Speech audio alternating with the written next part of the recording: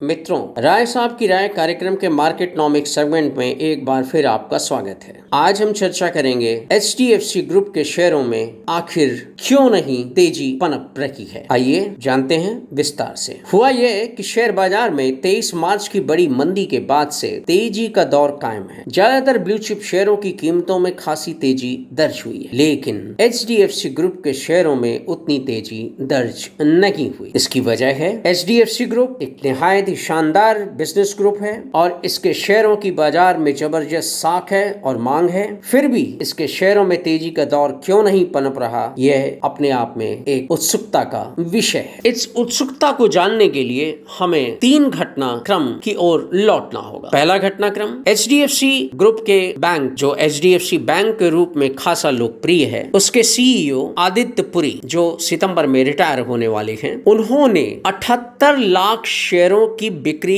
21 जुलाई से 23 जुलाई 2000 के बीच की। ये बिक्री उनके कुल स्टेक का 0.14% है और इस बिक्री के बाद भी उनके पास लगभग 4.25 लाख शेयर अब भी बचे हुए। निवेशकों के एक तबके का कहना है कि आदित्य पुरी साहब ने अपने शेयरों को बेचा। यह उनका निजी फैसला था जिसका उन्हें पूरा अधिकार था। कोई भी निवेशक जब बाजार में उतरता है, शेयर खरीदता है या उसे किसी रूप में स्टॉक ऑप्शंस के रूप में या जिस रूप में मिले वो उनको रखता है, जरूरत पड़ने पर उनको बेचता है। आदित्य पुरी जी ने भी वही किया, लेकिन निवेशकों की इस जमात का यह भी कहना है बेहतर होता आदित्य पुरी एक स्वस्थ परंपरा को कायम रखते हुए इन शेयरों की बिक्री क्वार्टरली रिजल्ट्स आने के बाद करते। कुछ ही दिन तो रह गए थे, कुछ दिन बाद ही सही ये शेयर की बिक्री की जा सकती थी। आदित्य पुरी जी ने इस बारे में सफाई भी दी है। उन्होंने कहा कि शेयर बिक्री का बैंक से कोई लेना देना नहीं है। उनका कहना है कि रिटायरमेंट के बाद की जरूरतों के लिए उन्होंने ये शेयर बेचे। ठीक है, ऐतराज केवल इस बात पर है कि Q1 रिजल्ट के पहले चंद दिन पहले इन शेयरों को बेचने का क्या औचित्य था, शायद इसे टाला जा सकता था। दूसरा ये घटना है एचडीएफसी ग्रुप के ही एक अन्य शेयर, जो HDFC AMC asset management company के रूप में जाना जाता है। एचडीएफसी एएमसी के सीईओ प्रशांत जैन ने भी क्वार्टरली रिजल्ट आने के पहले जून में अपने पर्सनल स्टेक का 1/3 हिस्सा बाजार में बेच दिया। इसकी कीमत लगभग 75 करोड़ रुपए थी। इस पर भी कोई चिल्लपो नहीं हुई। मीडिया में एक छोटी सी खबर के रूप में इसे केवल जनता के सामने, निवेशकों के सामने परोस दिया गया। इस बारे में प्रशांत जैन ने भी कोई सफाई नहीं दी। एचडीएफसी ग्रुप के किसी आला अधिकारी या एचडीएफसी एएमसी के किसी जिम्मेदार अधिकारी ने भी इस बाबत कोई विस्तार से प्रकाश नहीं डाला। अलबत्ता इस घटनाक्रम की खबर के बाद एचडीएफसी एएमसी के शेयरों की कीमतों में कोई बहुत ज्यादा बदलाव नहीं आया। हाँ, ये जरूर है, निवेशकों की एक जमात को यह लगने लगा कि एचडीएफसी एएमसी का शेयर प्राइस कहीं परफॉर्मेंस के हिसाब से कुछ महंगा तो नहीं। फिलहाल तेज बाजार में एचडीएफसी एएमसी के शेयर प्राइस में बहुत सुधार नहीं हो पा रहा है। यह लगभग 2300 से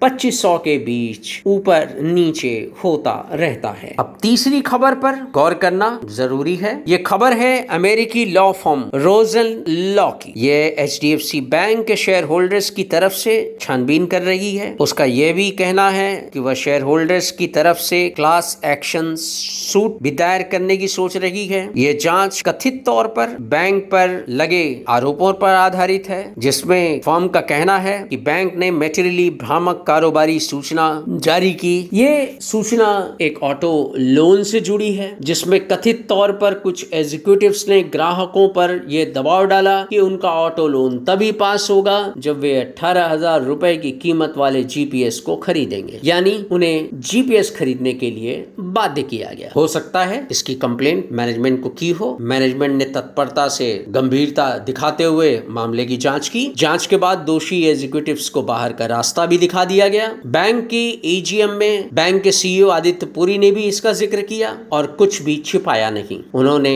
स्पष्ट तौर पे कहा कि हाँ, इस तरह की घटना हुई है और जांच के बाद दोषी अधिकारियों को, लगभग आधा दर्जन अधिकारियों को बाहर का रास्ता दिखा दिया गया। ये दीगर बात है कि निवेशकों को इतनी भर जानकारी से संतोष नहीं था। वे कुछ और विस्तार से सारे घटनाक्रम को जानना चाहते थे। निवेशकों की एक बड़ी तादाद भी शायद इसे विस्तार से जानना चाहती होगी। अगर पुरी साहब विस्तार से इस मामले पर कुछ और रोशनी डाल देते तो कहीं बेहतर होता। एचडीएफसी ग्रुप अपने business ethics, customers friendly attitude और निवेशकों के प्रति जो एक उदार रवैया, हमेशा से समर्पित रवैया अपनाता रहा है, उसको कायम रखने के लिए इन हालात में अब बैंक और ग्रुप की ओर से इन कंफ्यूजन्स को दूर करने के लिए, किसी भी प्रकार के रूमर को दूर करने के लिए जिम्मेदार अधिकारी को सामने आना चाहिए और सार्वजनिक तौर पर पूरी स्थिति स्पष्ट करनी चाहिए, ताकि निवेशकों के बीच किसी भी प्रकार का भ्रम ना रहे, कोई शंका ना रहे और जो कई सालों से एचडीएफसी ग्रुप में, एचडीएफसी ग्रुप के शेयरों में उनका विश्वास है, वो और पहले से मजबूत हो। इस दिशा में बैंक को, ग्रुप को, एचडीएफसी एएमसी और एचडीएफसी लिमिटेड को जरूर कार्रवाई करनी चाहिए और अपने पुरानी स्वस्थ परंपरा को आगे बढ़ाते रहना चाहिए। यही ग्रुप के हित में, शेयर बाजार में लिस्टेड उनके शेयरों के हित में और शेयर धारकों के हित में होगा। तो मित्रों, दोस्तों, इसी के साथ मैं विदा लेता हूँ। चैनल कैसा लगा, ये आज का कार्यक्रम कैसा लगा, इस बारे में कमेंट करना ना भूलें। कार्यक्रम को अपने मित्रों, रिश्तेदारों, दोस्तों में शेयर जरूर करें। नोटिफिकेशन अगले किस वीडियो का पाने के लिए आप बेल बटन दबाकर सब्सक्रिप्शन लेना न भूलें। इसी के साथ मैं अगले कार्यक्रम में कुछ नई रोचक सामग्री के साथ फिर आऊंगा। तब तक के लिए नमस्कार, जय हिंद।